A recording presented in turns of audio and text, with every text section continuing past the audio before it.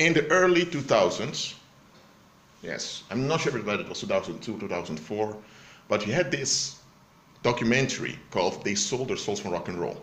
I believe they even made multiple editions of it. And back then, my older brother purchased the documentary and we watched it together. There was some very interesting information in it, in which many celebrities even admitted, not only celebrities, also politicians admitted that they sold their souls to the devil, that they went into a paranormal contract with demonic entities for the riches, fame, and success they got. Now, since around, I believe, around 2012, 2013, it happened actually since 2010, but online you have this Illuminati mania that rose up. And what they sold their souls from rock and roll, which was produced by a pagan Christian ministry. I used to say pagan Christian, because you know why I'm saying that. What they sold their souls from rock and roll, and this Illuminati mania have in common is that both deny Christ.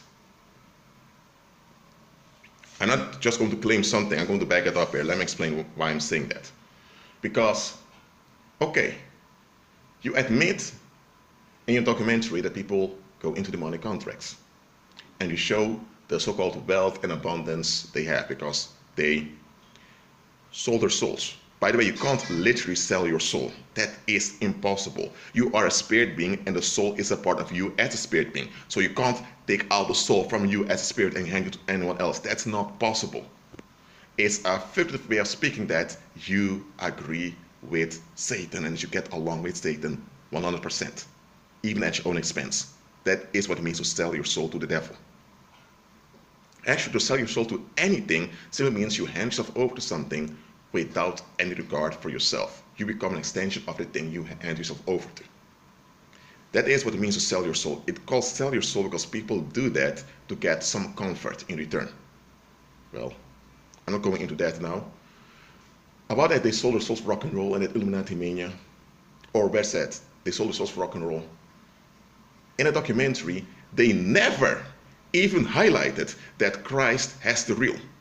They never even mentioned that when you agree with Christ, when you align your mind with Christ, that material abundance, financial abundance, health, and wealth will all follow you automatically once you are aligned with Christ. Because when you are aligned with Christ, you become active in the faith, and when you act in the faith, things work out because you're meant to be active. Walk in the power of the Spirit. They never even mentioned that, and they sold their souls from rock and roll. So you mean to tell me that Christian ministry, but that Christian minister spent all those hours, even months, compiling a documentary, and he never even mentioned that Christ has the original? So you gave a platform to the devil. You gave a platform to evil spirits.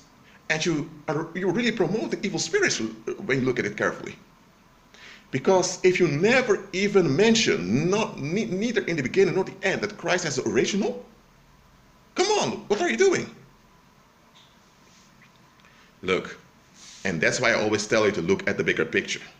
Too often people only look at the surface of things. And of course the surface is what you see. So you judge the surface. That's correct. But look beyond the surface.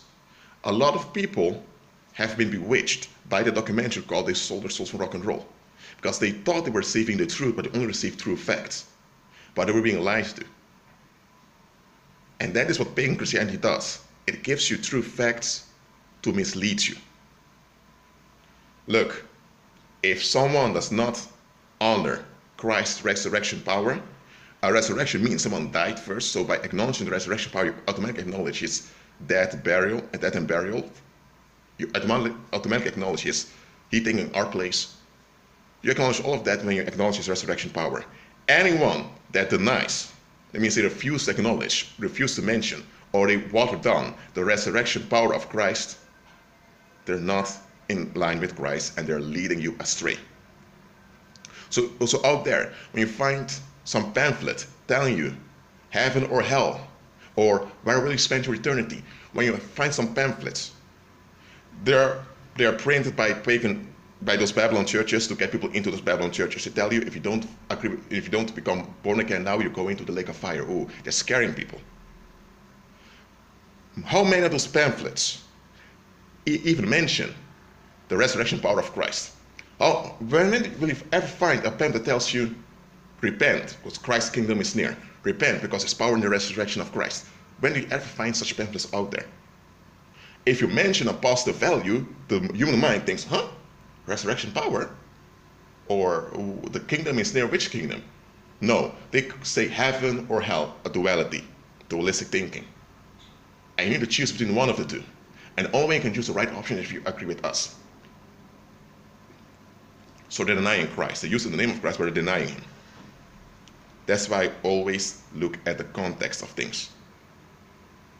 I'm telling you, look at the context. Many people throw the baby out with the bathwater because they miss the context. Okay, if you have a pagan Christian cult that oppress you or oppress your community in the name of Christ, and you want to get rid of the oppression, good, you get rid of the oppression, but you don't get rid of Christ because he was not the one oppressing you. There were people using his name to oppress you. So if someone then says they become an atheist, they throw their best in everything that's Christian, without examining where those people that call them Christian were in line with Christ or not, they don't care, just want to be left alone, and they dive into sex, drugs, and rock and roll in that intoxicating lifestyle. They're doing it because they want to resist everything that's from Christ, because they want to be free. What have they done? They've thrown the baby out with the bathwater. The bathwater may have been wrong, but the baby is precious. If someone literally would take up a small bath and throw it with the baby outside, and the baby would die, that individual will go to jail. People say, what the heck are you doing? But figuratively speaking, that's what a lot of people are doing, throwing out the baby with the bathwater.